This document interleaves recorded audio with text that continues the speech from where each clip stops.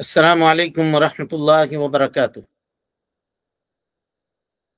ان الحمد للہ نحمده ونستعینه ونستغفره ونعوذ باللہ من شرور انفسنا ومن سیئات اعمالنا، من يهده اللہ فلا مضل له ومن يضلل فلا هادی له، واشهد ان لا الہ الا اللہ وحدہ لا شریک له، واشهد ان محمدا عبده ورسوله، اما بعد فإن خير الحديث كتاب الله وخير الهدي هدي محمد صلى الله عليه وسلم، وشر الأمور محدثاتها وكل محدثة بدعة وكل بدعة ضلالة وكل ضلالة في النار۔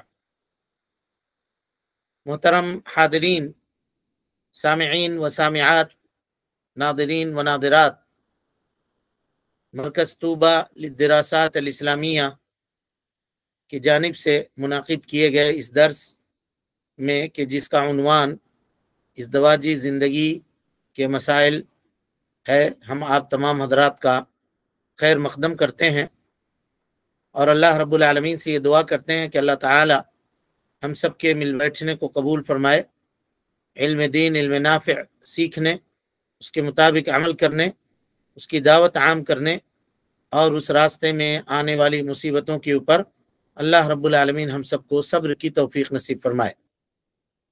محترم حاضرین، جہاں تک سبجیکٹ کا تعلق ہے تو وہ الحمدللہ کل کے درس میں وہ مکمل ہو چکا ہے۔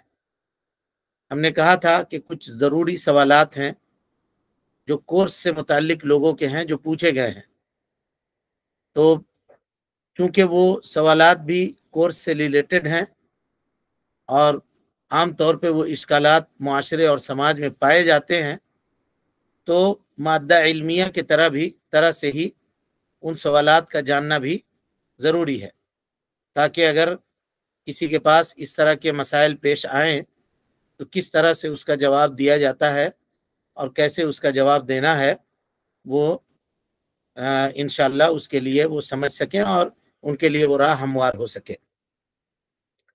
تو ایک سوال ہے کہ اس والد کے بارے میں کیا کہا جا سکتا ہے یا کیا نصیحت ہے کہ جو اپنی بیٹی کو اس کے سسرال سے یہ کہہ کر کے اپنے گھر لے آتے ہیں کہ بیٹی میری ہے، میں نے اس کو تم سے فروخت نہیں کیا ہے یا بیچا نہیں ہے۔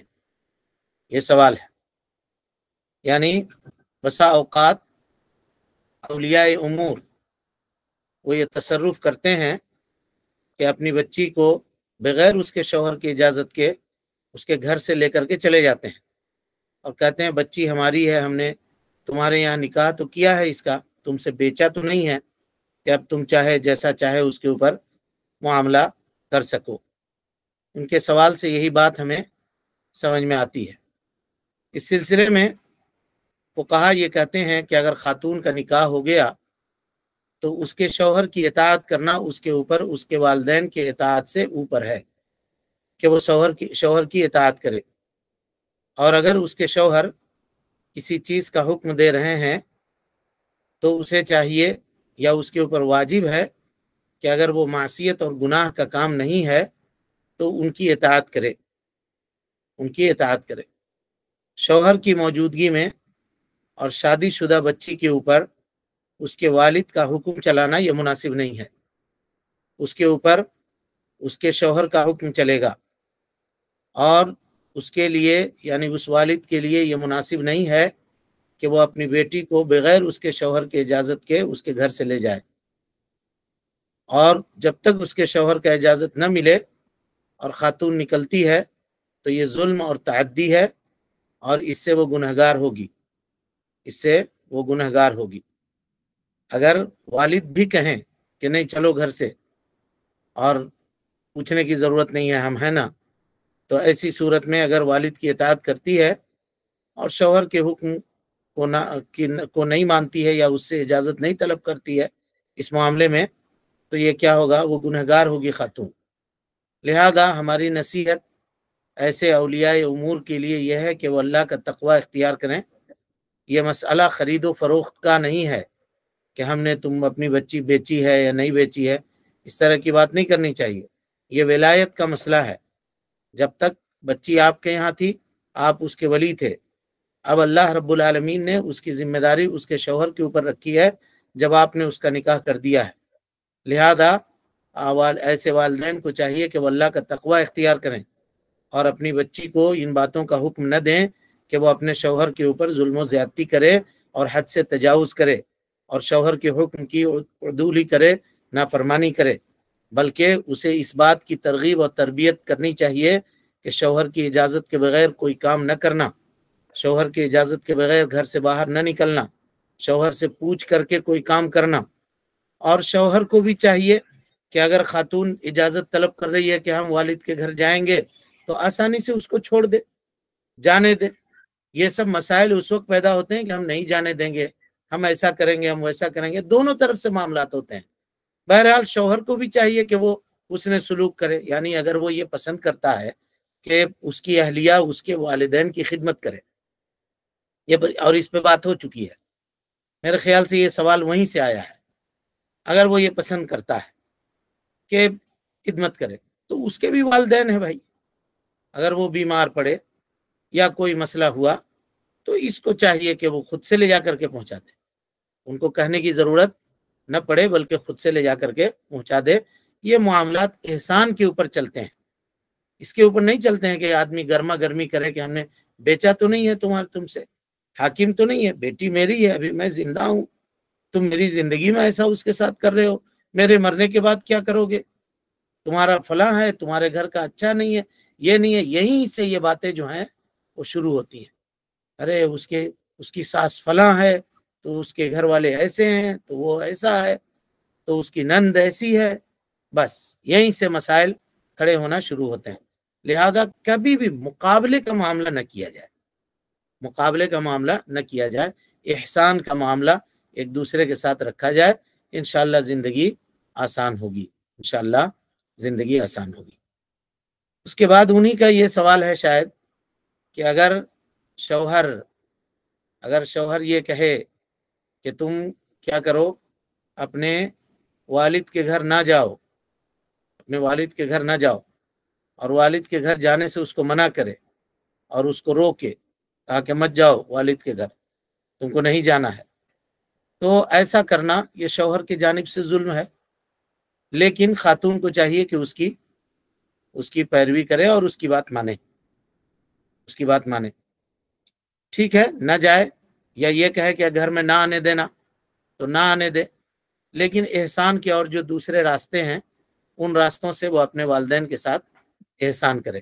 اور کسی بھی شوہر کے لیے یہ مناسب نہیں ہے کہ اس طرح کا وہ تحکم کرے، ایسا آرڈر اور ایسا حکم اپنی بیوی کو دے تاکہ وہ حرج میں پڑے، یہ حرج میں پڑے، تو اس طرح کہنا یہ مناسب اور درست نہیں ہے، ایسا نہیں کہنا چاہیے۔ اگر کوئی کہتا ہے ایسا تو یہ اچھا نہیں ہے۔ اگر ہاں واقعی کوئی سبب ہے، بسا اوقات ہوتا یہ ہے کہ کچھ معاملات ہوتے ہیں، اندرونی ہوتے ہیں مسائل جس کو وہ لوگ بہتر جانتے ہوں، ورنہ کوئی کیوں کہے گا کہ سسر کو ہمارے گھر میں نہ آنے دو، کچھ ہوتا ہوگا معاملہ، اب اس کی وضاحت تو یہاں پہ نہیں ہے، لیکن اگر کوئی معاملہ ایسا ہے تو اس کو اصلاح سے معاملے کو نپٹانا چاہیے۔ اس کے بعد ایک اور سوال ہے کہ کیا بات چیت بند کرنا اپنے بھائیوں سے یا اپنے دوستوں سے بھی کیا جا سکتا ہے کہ بڑے بھائی والدین کے ساتھ حسن سلوک نہیں کرتے، اس کی وجہ سے اس کے چھوٹے بھائی اس سے بات چیت بند کر سکتے ہیں اخلاق کے درستگی کے لیے۔ حجر شرعی دو چیزوں سے ہوتی ہے، ہم نے بتلایا تھا آپ کو، ایک کا سبب بدعت ہوتا ہے، دوسرے کا سبب معصیت ہے۔ تو اگر کوئی آدمی بدعتی ہے تو دیکھا جائے گا کہ اگر اس کے اندر بدعت پائی جا رہی ہے اور ہم اگر اس بدعتی سے الگ ہو جائیں گے، اس سے بات چیت بند کر دیں گے اور اس کو تنہا کریں گے تو وہ اپنی بدعت سے باز آئے گا، یہ مصلحت ہے۔ اور اگر ہم یا تو یہ مصلحت ہے یا یہ مصلحت ہے کہ اگر ہم اس کے ساتھ میل جول ویسے ہی رکھیں گے تو ہمارے بچے متاثر ہوں گے، ہمارے گھر کے لوگ متاثر ہوں گے اور ہم خود متاثر ہوں گے۔ بدعت کو جو ہے نا علماء کہتے ہیں کہ یہ جرب ہے، جرب جس کو کہتے ہیں یعنی کھجلی کی بیماری کی طرح سے، جس طرح سے وہ متعدی اور ادھر سے ادھر پٹتی ہے ویسے یہ بدعت دیکھا دیکھی لوگ انجام دیتے ہیں، اور خاص طور پہ ان معاملات میں کہ ابھی جیسے اسکول اور کالج کی بات ہوتی ہے، ابھی کی بات میں آپ کو بتا رہا ہوں کہ ابھی جو یہ رات گزری ہے ایک دن قبل، تو اسکول وغیرہ میں بچے سن کر کے آتے ہیں، کہہ رہے تھے کہ ہم کل بڑی رات ہے، آج کی رات میں عبادت کرنی ہے، آج کی رات میں نمازیں پڑھنی ہے۔ کیا اسکول اور کالج سے سنا ہے یا اسکول سے جو بچوں سے وہ سن کر کے آتے ہیں ویسے ہی وہ کہتے ہیں؟ تو اگر اس طرح کی مصلحت ہے کچھ بھی جس سے بدعت کے اندر گرفتار ہونے کا خطرہ ہے، خدشہ ہے، یا یہ مصلحت ہے کہ اگر اس کے ہم الگ رہیں گے تو وہ باز آئے گا، اپنی بدعت کو چھوڑے گا، یا نہیں تو وہ چھوڑے چاہے نہیں چھوڑے، اگر ہم اس کے ساتھ رہیں گے تو ہم خود بگڑ جائیں گے، ہمارے اندر وہ بدعت آ جائے گی، تو ایسی صورت میں وہ کیا کرے گا؟ اس سے اجتناب کرے، اس سے بات چیت بند کرے، اس سے الگ ہو جائے۔ یہ ٹھیک ہے، اہل بدعت کے ساتھ مصاحبت اور مخالطت اختیار نہ کرے، لیکن یہ مصلحت دیکھنی پڑے گی کہ اگر اس طرح کے کوئی مصلحت ہے تو۔ اسی طریقے سے کوئی آدمی اگر نافرمان ہے، چاہے وہ بھائی کیوں نہ ہو یا بیٹا کیوں نہ ہو یا بہن کیوں نہ ہو، کسی معاملے میں وہ نافرمانی کر رہا ہے یا کر رہی ہے، تو ایسی صورت میں اس کو چھوڑا نہ جائے، بلکہ اس کو واعظ کیا جائے، اس کو نصیحت کی جائے، اس کو سمجھایا جائے اور اس کو اس نافرمانی سے نکلنے کی دعوت دی جائے۔ اس کے باوجود بھی وہ نہیں مانتا ہے اور آپ کو ایسا لگتا ہے کہ اگر اس کو تنہا کر دیں گے، الگ کر دیں گے، تو ایسی صورت میں وہ اپنے اس نافرمانی سے باز آ جائے گا، تو ایسی صورت میں وہ کیا جا سکتا ہے۔ لیکن اگر آپ کو یہ لگے کہ ان کو تنہا چھوڑ دیں تو سمجھیں گے کہ ہم تو آزاد ہو گئے اب، یا وہ سمجھے گا کہ اب تو ہم کو کوئی کچھ بولنے والا نہیں ہے، اور ڈوب کر کے وہ معصیت کرے گا اور گناہ کے کام انجام دے گا، تو ایسی صورت میں اس کو چھوڑا نہیں جائے گا، بلکہ اس کے ساتھ مضبوط صلہ قائم کر کے اس کو نصیحت کرنے کی کوشش کی جائے گی۔ تو یہ جو ہے نا، یہ موازنہ کرنا پڑے گا، اگر اس طرح کی کہیں پر بات پائی جا رہی ہے تو اس کو موازنہ کرنا پڑے گا دونوں میں۔ اور رہی بات بیوی کے تعلق سے، تو وہ آپ معاملات پورے طور پہ پڑھ چکے ہیں، شاید وہاں پہ ایک بات اس طرح سے آئی تھی کہ دینی معاملے میں کسی دوسرے آدمی سے اگر آپ بات چیت بند کرتے ہیں، عبداللہ ابن مغفل کی روایت ہم نے بیان کی تھی، اسی سے متعلق یہ سوال ہوگا۔ بہرحال امید کے جواب آپ لوگوں کو مل گیا ہوگا۔ اس کے بعد ایک سوال ہے کہ کسی آرٹیکل میں ہم نے یہ پڑھا ہے کہ قرآن مجید میں جہاں پر مارنے کا ذکر ہے، یہ سوال ذرا غور سے دیکھیے جی آپ لوگ، قرآن مجید میں جہاں پر مارنے کا ذکر ہے اس سے مارنا مراد نہیں ہے، بلکہ مثالوں سے بیوی کو سمجھانا مراد ہے، مثالوں کے ذریعے سے بیوی کو سمجھانا مراد ہے۔ ضرب کے معنی مثال بیان کرنا بھی ہوتا ہے، ضرب کے معنی مثال بیان کرنا بھی ہوتا ہے۔ ماشاءاللہ، یہ جو ہے یہ نئی تحقیق ہے، اب پتہ نہیں جس کسی نے بھی کی ہے وہ ایوارڈ کا مستحق ہے۔ ضرب کے ایک معنی ہوتے ہیں مارنے کے، ضرب کا ایک معنی ہوتا ہے مثال بیان کرنے کے، ضرب کا ایک معنی ہوتا ہے سفر کرنے کے، یہ سب معنی ہیں، ٹھیک ہے؟ تو ضرب کا ایک معنی مثال بیان کرنا، یہ بھی ہے قرآن میں، ضرب اللہ مثلا قریۃ کانت آمنۃ، اللہ رب العالمین تم کو مثال بیان کر رہا ہے ایک شہر، ایک بستی کی جو بہت امن اور سکون سے رہ رہی تھی۔ ضرب کا ایک معنی سفر، یا ایھا الذین آمنوا اذا ضربتم فی الارض، اے ایمان لانے والو اگر تم زمین میں سفر کرو، فلیس علیکم جناح ان تقصروا من الصلاۃ، تمہارے اوپر کوئی حرج نہیں ہے کہ نماز قصر کر دو۔ یہاں پہ ضرب سے مراد سفر ہے، اور ایک معنی ضرب کے معنی مارنا بھی آتا ہے، ضرب کے معنی مارنا بھی آتا ہے، لیکن ان معانی کو متعین کون کرے گا؟ ہم یا آپ یا کوئی اور، کوئی انگریزی داں؟ اور کوئی ڈاکٹر، کوئی فلاسفر، ڈاکٹر مانے پی ایچ ڈی ہولڈر کی بات کر رہا ہوں میں، وہ یا کوئی فلاسفر یا کوئی موٹیویشنل اسپیکر جس کو کہا جاتا ہے، یہ لوگ طے کریں گے؟ کون طے کرے گا؟ ضرب کا معنی اللہ کے نبی صلی اللہ علیہ وسلم طے کریں گے، وہ طے کریں گے۔ اور ہم نے بتایا تھا مدینے کی حالات کیسی تھی۔ مکے میں لوگ، خواتین کے اوپر پورا کنٹرول ہوا کرتا تھا مہاجرین کا، ایک دم بولنے کی اجازت ہی نہیں تھی ان کو۔ مدینے میں آئیں تو مدینے کے لوگ جو ہیں وہ نرم تھے، اور خواتین کا دبدبہ ہوتا تھا ان کے اوپر۔ یہ سب باتیں آپ کے سامنے آ چکی ہیں۔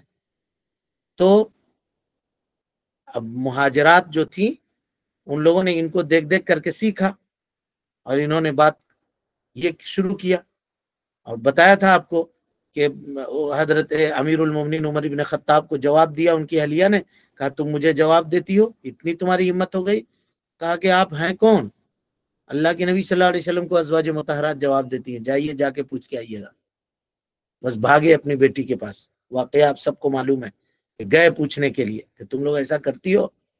تب بیٹی کو سمجھایا کہ تم اس کو ام المومنین حضرت عائشہ صدیقہ رضی اللہ عنہ کو دیکھ کر کے اس یہ میں مت رہنا، ان کے والد دوسرے ہیں، تمہارے والد دوسرے ہیں، ذرا سمجھو معاملے کی نزاکت کو۔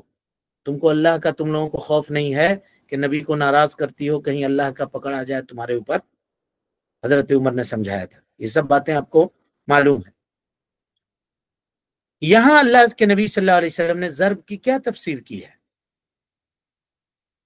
کیا مثال بیان کرنا کیا ہے؟ کیا وعظ و نصیحت کی بات پہلے ہو چکی ہے؟ فعیدوہن، آیت کریمہ ہم دیکھیے، کیا واللاتی تخافون نشوزہن، وہ خواتین جن کے نافرمانی کا تم خوف کھاتے ہو، فعیدوہن، ان کو نصیحت کرو۔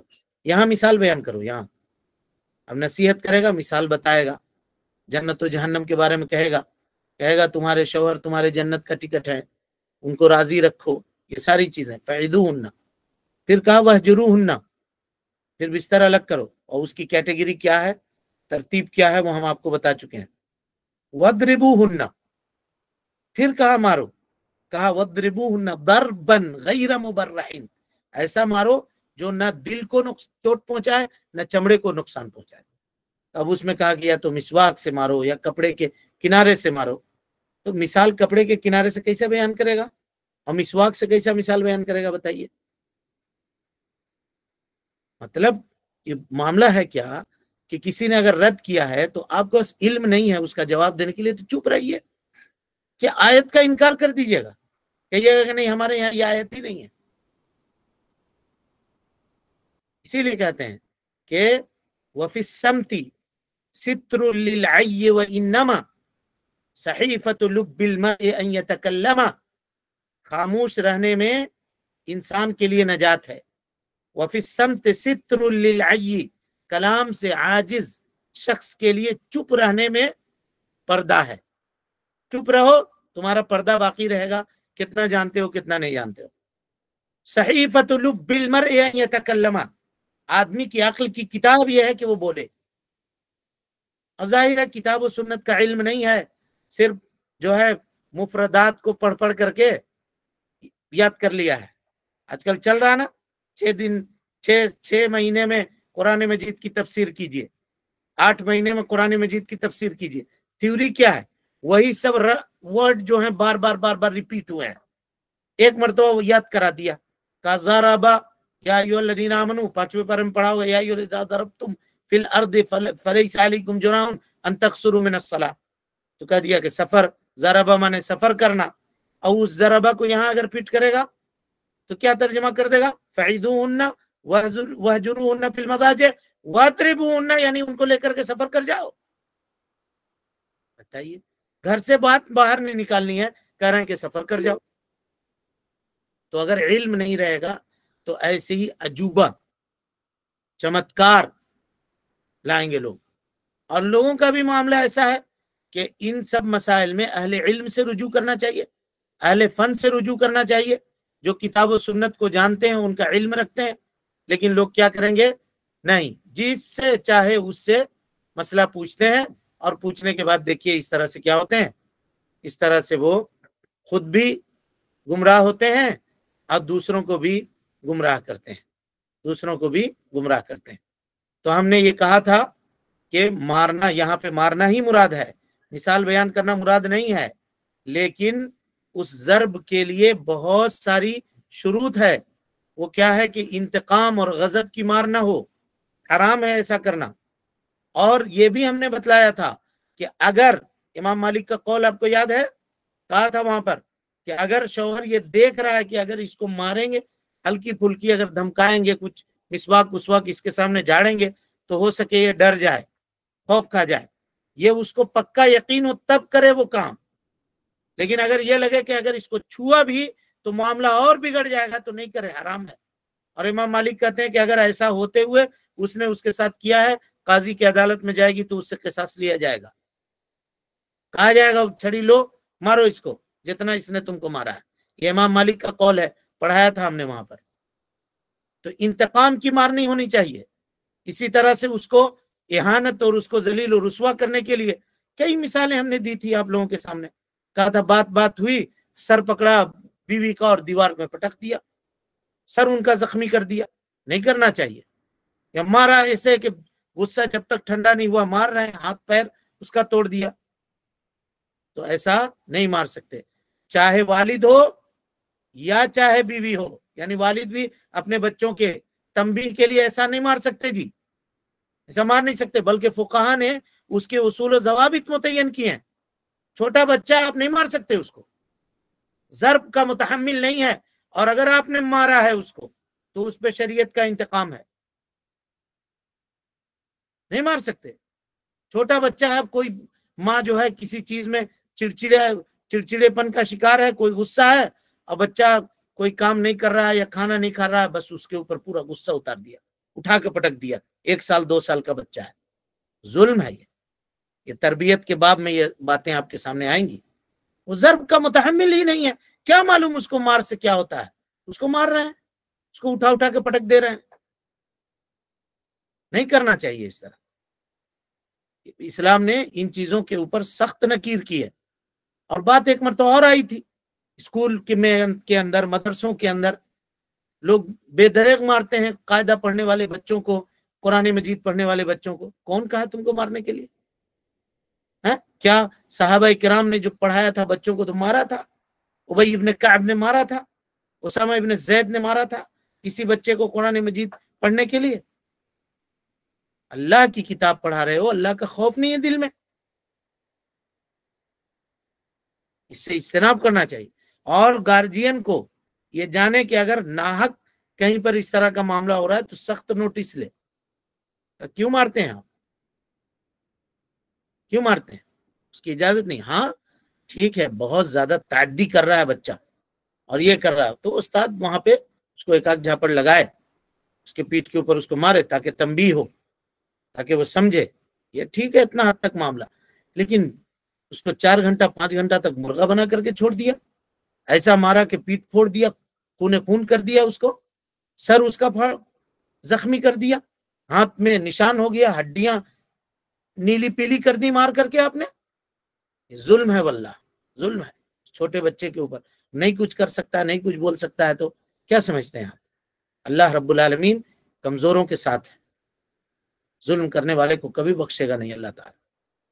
تو ایسا نہیں کرنا چاہیے، چاہے بچوں کے ساتھ ہو چاہے گھر میں ہو۔ تنبیہ کے لیے جو قاعدے ہیں، جو اصول اور ضوابط ہے، وہ یہی ہے، جس کو مار رہے ہیں اس میں مصلحت ہونی چاہیے، اور آپ کو غالب گمان ہونا چاہیے کہ یہ جس کام کے لیے ہم یہ عمل کر رہے ہیں وہ کام ہمارا ہو، اور مار ایسی ہونی چاہیے کہ جسم پہ داغ نہ ہو اور اس کے نفس کو بھی ٹھیس نہ پہنچے۔ یہ بھی ہے، جسم میں داغ نہیں ہے، بات چیت ہو رہی ہے اور جھاڑو پھینک کر کے مار دیا۔ ارے انسان کی عظمت وقار ہے کہ نہیں ہے؟ تم جھاڑو سے مارو گے اس کو؟ جوتا اٹھا کر کے مار دیا، جوتا سے مارنے کے لیے ہے۔ وَلَقَدْ كَرَّمْنَا بَنِي آدم، اللہ تعالیٰ کہتا ہے کہ ہم نے بنی آدم کو عزت و وقار بخشا ہے، تم ایسا اہانت اور ذلیل کرنے کا حق نہیں رکھتے ہو، کسی کو بھی یہ حق حاصل نہیں ہے۔ یہ سارے حدود و قیود ہیں، یہ آپ کیوں نہیں بیان کرتے ہیں؟ قرآن کی آیتوں کا انکار کر دیتے ہیں، کہتے ہیں کہ نہیں ایسا نہیں ہے، اور ضرب کے معنی یہاں پہ مارنے کے معنی مثال بیان کرنا ہے، کیسی جرت ہے یہ؟ اس طرح کی جرت سے لوگوں کو اجتناب کرنا چاہیے. ہاں، اور اگر کوئی آدمی یہاں تک پہنچا ہے تو اس طرح کی چیزوں سے بھی ان شروط کو کا لحاظ اس کو رکھنا پڑے گا.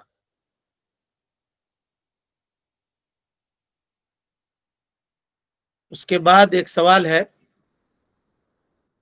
کہا کہ کوئی اپنی بیوی سے کہے کہ فلانا عورت سے بات مت کرنا، اگر فلاں سے تم نے بات کی تو تمہیں طلاق، تو کیا اگر وہ دونوں آپس میں بات کریں گے تو طلاق واقع ہو جائے گی، یا اس کو واپس لینے کا کوئی ذریعہ ہے؟ اس کو واپس لینے کا کوئی ذریعہ ہے، مطلب وہ یہ سمجھ رہے ہیں، سوال واضح نہیں، مطلب یہ کہنا چاہ رہے ہیں میرے خیال سے کہ شوہر نے کہا کہ فلاں خاتون سے اگر تم نے بات کی تو تمہیں طلاق.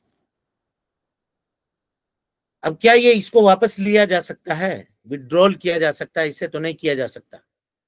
آپ کے اختیار میں یہ ہے کہ آپ نہیں بولیے طلاق، لیکن اگر ایک مرتبہ بول دیا اور کہہ دیا کہ ہم واپس لے رہے ہیں تو یہ نہیں ہوگا، وہ پھر نہیں ہوگا. ہاں، الا یہ کہ آپ کہیں کہ نہیں، ہمارا طلاق دینا مطلب نہیں تھا، مقصود نہیں تھا، ہم یہ کہہ کر کے ڈرانا چاہ رہے تھے، اس کو ڈرانا چاہ رہے تھے، پھر بھی لفظ طلاق بولا ہے تو معاملہ ہم وہاں پہ سمجھائے تھے آپ لوگوں کو. پھر بھی چلیے، اگر وہ یہ کہتا ہے کہ نہیں ہم ڈرانے کے لیے ہی کہا تھا، اور ایسی دلیلیں لا کر کے دیتا ہے کہ اس طرح کا معاملہ ہوا، ہم اتنا مجبور ہوئے کہ ایسا ہم کو کہنا پڑا، لیکن حاشا و کلا کہیں پر میرے ذہن و دماغ میں بھی نہیں تھا کہ ہم اس کو طلاق دیں، تو ایسی صورت میں فقہا کہتے ہیں کہ ٹھیک ہے، تو پھر یہ قسم کا کفارہ ادا کرو اور تمہارا معاملہ ہو جائے گا کلیئر. لیکن کوئی آدمی ایسا طلاق بول دے اور پھر کہے کہ ہم اس کو واپس لے لیا، تو ایسا نہیں ہے، واپس نہیں لے سکتے، وڈرول نہیں کر سکتے اس کو، سمجھ رہے ہیں؟ بول دیا، بولنے سے پہلے سوچنا ہے.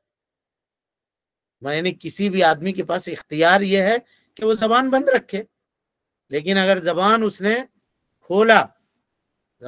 کھولا اور بولا تو پھر اب وہ واپس نہیں کر سکتا ہے، اس کو پلٹا نہیں سکتا ہے. کہتے ہیں نا، منہ سے نکلی ہوئی بولی اور پستول سے نکلی ہوئی گولی یہ واپس نہیں ہو سکتی. یہاں وہی بات، یہ وہ بولی ہے منہ سے نکلی ہوئی، یہ واپس نہیں ہو سکتی. ایک اور سوال ہے، کہا کہ اگر کوئی آدمی اپنی بیوی کو بغیر سبب کے طلاق دے تو یہ مکروہ ہے، اور کوئی خاتون، آپ نے کہا کوئی خاتون اگر اپنے شوہر سے بغیر سبب کے خلا طلب کرے تو حرام ہے.